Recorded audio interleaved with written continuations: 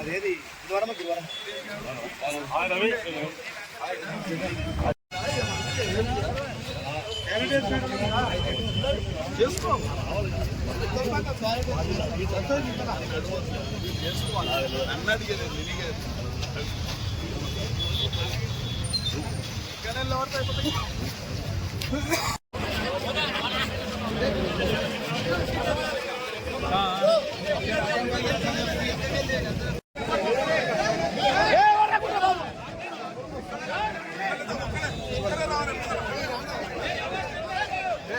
ఎవరు కదలేదు అంత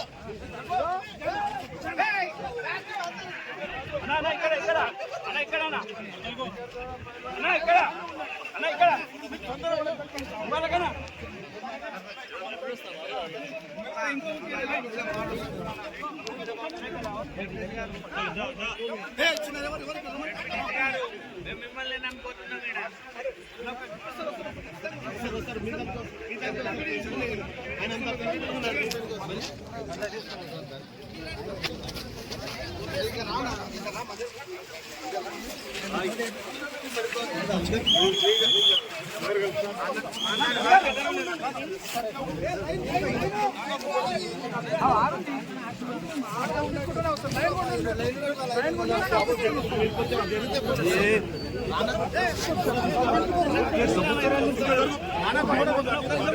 పెద్ద మనిషి అందరూ అట్లా ఉన్నారు. జరగాలి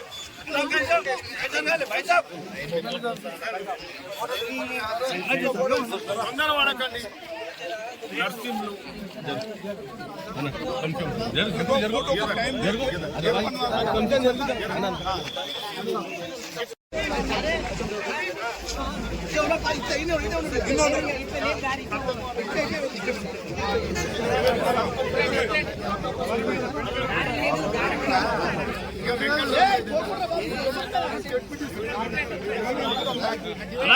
అన్నా అవకాశం హరినాథ్ రెడ్డి మండల్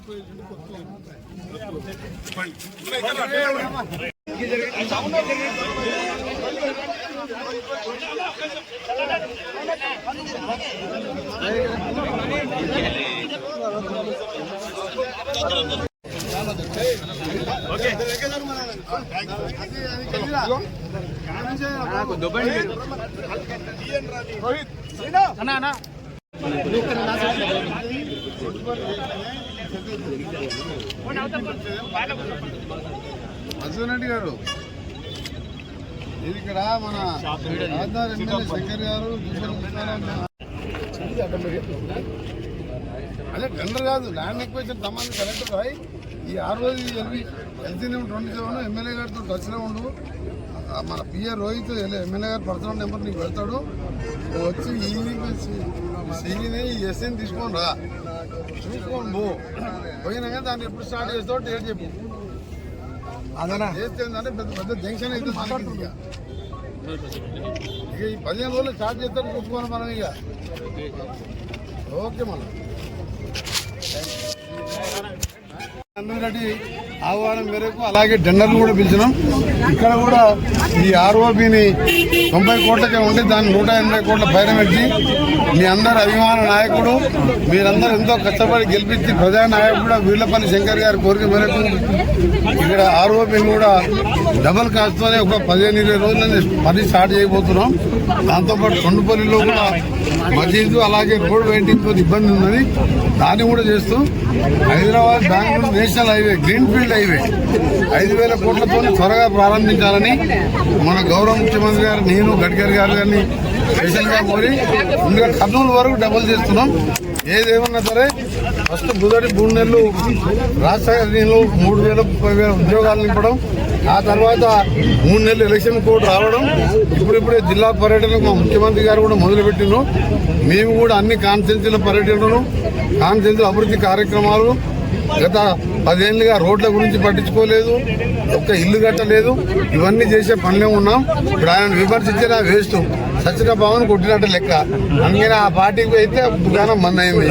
మా దుకాణం ఏంటి, మా పని ఏంటి, ప్రజలకు 10 ఏళ్ళ చెయ్యని పనులు ఇల్లు కట్టాలి, 30,000 ఉద్యోగాలు ఆర్డర్ ఇచ్చిన 33 ఏళ్లలో.